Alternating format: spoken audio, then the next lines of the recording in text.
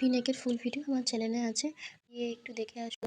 বেল্টের জন্য আমি এখানে 13.5 নিয়ে নিয়েছি, ওপারেও 13.5 নিয়ে নেবো, লাইনটা সোজা করে নেব। তো এবার প্রিন্সেপ কাটের জন্য 3.5 ইঞ্চি নিয়ে নেব বেল্টের কাছ থেকে। উপর থেকে টাক্স পয়েন্টের জন্য 10 ইঞ্চি নিয়ে নেব। এটা প্রিন্সেপ কাট, তার জন্য লাইনটা টেনে নেব। এবারে এই লাইনটার সাথে বগলের সাথে মিলিয়ে নেব।